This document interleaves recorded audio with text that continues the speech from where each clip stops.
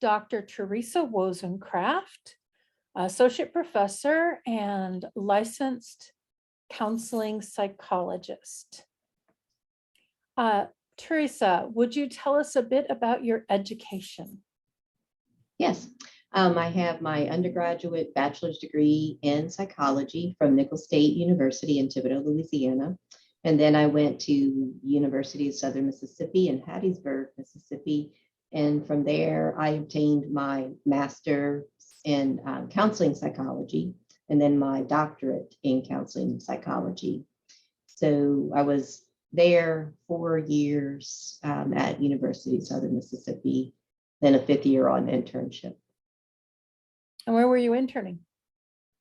At the VA Medical Center in New Orleans, which after Katrina, that building kind of ceased to exist in the way that I knew it.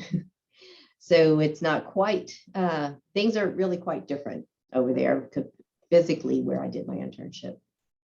I believe that Theresa, Emily Sandoz also did hers at the VA in New Orleans. Yes, she did. She sure did. Who were your mentors? My mentors were Janet Matthews. She's a clinical psychologist who was an academic, and she is the one who really took me under her wing in terms of becoming an academic. And then the other mentor, unfortunately, 2 of my closest mentors are now deceased. The other mentor was James G. Hollingsworth. He was a counseling psychologist in my program. He chaired my dissertation and was pivotal in my training as a behaviorist. He was also extremely demanding and had very high standards. And I chose him on purpose, knowing that, because I knew he would make me a better professional if I just went ahead and did the extra work that would be involved with having him as a chair. Okay. And when did you become part of the faculty in the psychology department at UL? So in fall of 2020, fall of 2000, I became a full-time faculty member. I had taught the spring before as an adjunct. I had moved over from Midwestern State University where I taught 8 years. And we had moved back home to Louisiana to try to be closer to family. So fortunately for me, someone retired at UL, and it created an opportunity for me to apply for the position. Excellent. What courses do you typically teach at UL? At UL, I teach Psych 400, so I get to see many of our majors throughout the academic year. More recently, I have taught Psych 200, which is our relatively new research methodology course. I've taught that once at this point. I teach psychopathology. I've taught that for years to graduate students. And then the other graduate course I'm teaching more recently is the professional issues and standards in psychology.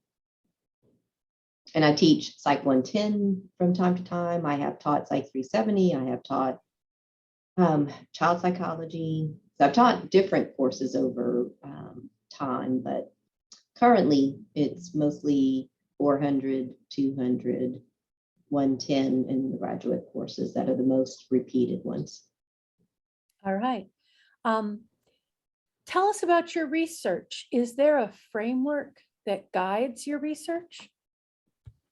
I would say the framework that guides my research is my thinking as a counseling psychologist. I'm very interested in resilience, coping with stress, and improving on people's strengths or people using their strengths to address their weaknesses. So as we look at issues in the lab, I like to look at how can we improve where people are in terms of their well-being, and how can we use people's strengths to address areas that they're struggling with. And then I think the other part is I like to look at how diversity, how aspects of diversity may not allow people equal access to services or equal quality of services. So one of the themes through some of my research is to look at how might we not be serving certain groups of peoples, and what can we do to learn more about that so we can do a better job with those groups. What is the name of your lab? The lab is the Stress Coping and Wellness Lab. Stress coping and wellness. Stress Are there coping. studies that you would like to tell us about? We have 2 studies that are currently ongoing.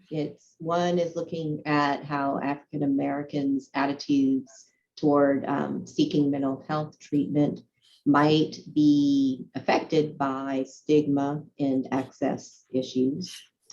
So that's been really fun to start taking a look at. We're trying to diversify our population a little, or our sample a little further.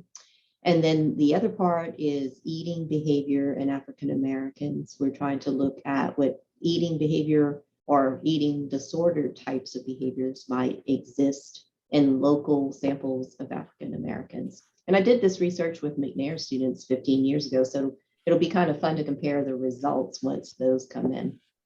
And then the other project that's brand new is we're going to be working with Healing House to look at the effectiveness of their services. They haven't really done a lot of quantifiable data collection.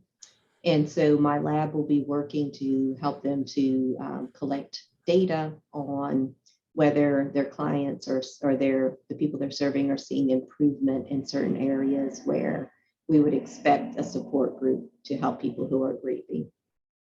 So that's not even to the IRB stage yet. So we haven't even proposed to the IRB. We're in the middle of Healing House said, let's do this. And now we're, buckling down more on the science, picking out assessments. So it's a really fun stage to be creating the methodology. That is a fun stage. How might students join your lab if they were interested in it? So it's actually very easy to join my lab because I allow students to start at different points in the school year. So they can come in at any number of times throughout a school year.